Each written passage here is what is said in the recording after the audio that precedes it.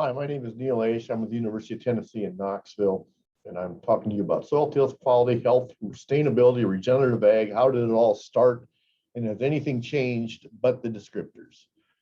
So I've been around this a while, and the words keep changing, but really the whole bottom line is things happen. We're concerned about organic matter. Organic matter is the living part of the soil. You know, it's the biomass, it's a plant biomass, has the organisms, living organisms. We have identified dead tissue, that's the detritus. We have the non-living tissue, that's the humus. This is all part of the organic matter. So the microbial biomass is those organisms that are alive. And this is some fungi. When I was doing my PhD, I stained fungi, I did all these fungal hyperlinks, and I looked at it based on what treatments we're doing and what effects it had on the life in the soil. I was doing soil quality work. We're doing the same thing now. We're calling it something different. Selman Waxman was a really important soil microbiologist, and he discovered many of the antibiotics that we use today. He wrote a great paper. Him and another guy wrote a great paper back in the 1930s about the role of microorganisms in the conservation of soil. So he basically pointed out that adding organic matter brings about favorable changes in soil physical properties and reduces soil erosion. And adding fresh residue to soil begins immediate decomposition and subsequent soil aggregate stabilization. So the point is, all these terms are really, it's all about soil organic matter. A couple thousand years ago, they talked about soil with good heart, soil that was mellow. Then we came into soil tilth in the early 1900s. And this is more about beating a soil into submission through tillage than anything else. That kind of segued into soil quality. You had to have good tilth, but you wanted lots of earthworms. And the only way to get those, you can't do the tillage or you dice them all up. They have to have a niche they can live in. And then we went to soil health, which is more we look at the soil microbiological properties as the yardstick. We went into regenerative ag now, which is where we want to put back what previous practices removed. And in general, we're talking about carbon and other nutrients. Sustainable ag fit in there somewhere. And the point is, can we get the soil to produce economic and environmentally sustainable yields? I mean, to a farmer, they all want to be sustainable, but they got to make money this year. You got to be economically sustainable as well. Climate smart ag, that's about making the soil more resilient. That's about adding more carbon. One of the things that Waxman and Martin said in this paper was that when organic matter is added to soil, favorable changes in soil physical properties happen, and then these tend to decrease soil erosion. Soil organic matter is commonly considered to be the most important asset that we need to look at. And the thing is, it all ties into what we're talking about today with climate change. When I was born in 1958, there were 315 part per million CO2 measured at Mauna Loa as of May of last month, we're at 420 part per million at the same place. So it's up quite a bit, over 100 part per million in my lifetime. I was at NOAA up in Barrow, Alaska 3 years ago. Same numbers there. It's real close. One thing to keep in mind that each gigaton of carbon that we can remove from the atmosphere will decrease the atmospheric CO2 about half a part per million. We've lost over 100 gigaton by a tillage. So we could decrease atmospheric CO2 by 50 part per million if we could just go back to no-till, start sequestering stuff, grow cover crops, and we could change the outcome a little bit. It would make a big difference. And the interesting thing about this is the most degraded areas are the areas that could potentially sequester the most. But we do tillage. I mean, we have some big plows. One on the left is a plow for use in the vineyards of France, and that's David Lockwood there. This other one is coming out of Africa. There's a good reason to do tillage. I mean, I never say never till. You have to look at some kind of tillage. Even no-till really is tillage. You're opening up a slot. But the point is, there is a point for some tillage, some rotational tillage.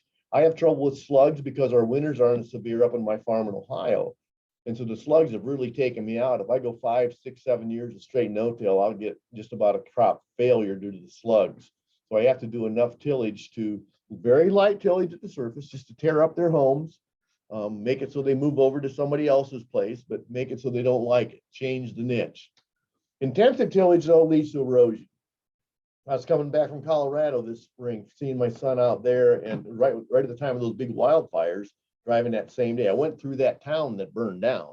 But as I was coming down the interstate, There was some moldboard plow that was done right along the interstate, and those winds, there were drifts of soil in the ditch that were 4 feet thick, 4 feet high.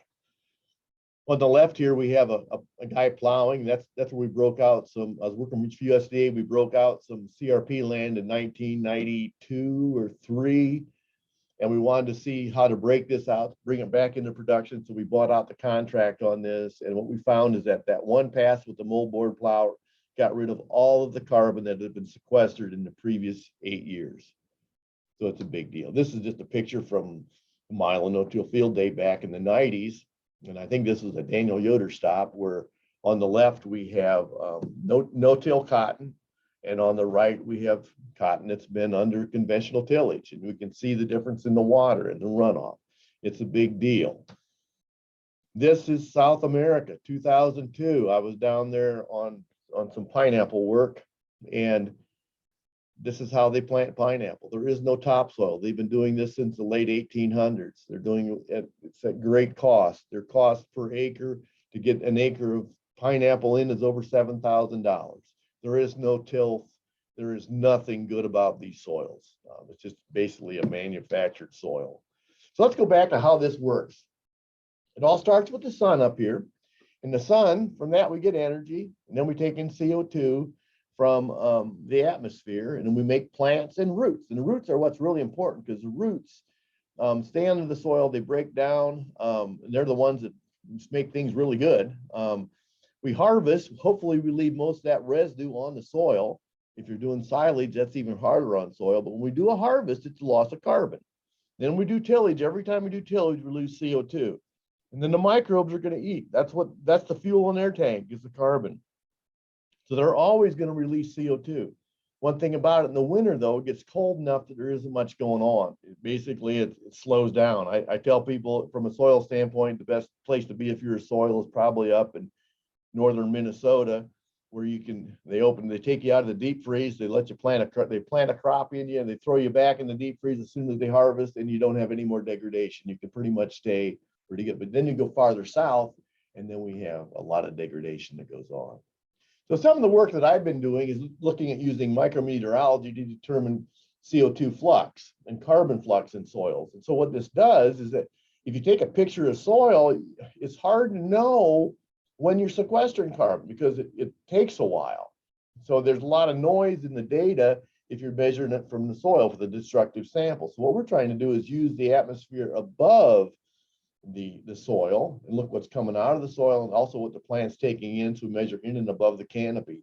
And we from this we can pretty much figure out how much carbon is getting sequestered. So this is in Lesotho, this is in Loudoun County, Tennessee, this is in Lesotho, and this one is in Ohio. And our research from these places show that if you have a blue lupin or a wheat cover crop that got established very well, you can see it's really good. We're sequestering carbon. If you're below the line here, you're sequestering. Where we have tillage, this was no-till, but there's no cover crop. We have a tilled plot where we grow a crop. Then we have a no-till crop again, where we put the blue lupin in, but it didn't get established well, and so we don't see much difference. It's less loss. But the idea being is that if you get the cover crop established, it'll do pretty good. So our results show that no-till without cover crops may or may not sequester carbon. Depends on the yield. You have to have enough yield and enough biomass remaining on top. If you do no-till with cover crops, generally you're going to have some sequestration, especially if you get a good cover crop. And then the point is, tillage in any sort of conventional manner will not sequester carbon, will result in further soil degradation. So the one thing about it is we got to keep the erosion down. One way to do that is keep the cover on the surface, the way you keep the soil residue cover on the surface, and not do the tillage. And the data shows us that if we get an 80% reduction in inter-rill erosion with a 30% residue cover. So 30% residue cover is an 80% reduction in erosion. No-till can take many different looks. This is something that Dr. Morrison was working on. This is a small 2-wheel tractor for use in Africa and other developing countries. You can put a no-till seeder on it that works really well. he was just getting along very well with this, and it was going to be a huge success. And then he passed away from cancer here a few years back. So I'm hoping that's still going. I haven't heard. He was a very good fellow. And then we can do it the other way with just a John Deere tractor and a John Deere drill. A good no-till drill will do pretty good. And it will get the soil, get the seed in the ground, do it correctly, and then you can get a crop out of it if you don't have issues with slugs. Loudermilk worked for the USDA back in the 30s, and he has this great, his 11th commandment. And he says, you'll safeguard your fields from erosion. And if any of you fail to do this, your fruitful fields shall become sterile, stony, and wasting gullies, and thy descendants shall decrease and live in poverty or perish off the face of the earth. And gullies do happen. Here's one that from Lesotho. This rock was on the soil surface, and that's what's protecting that pedestal.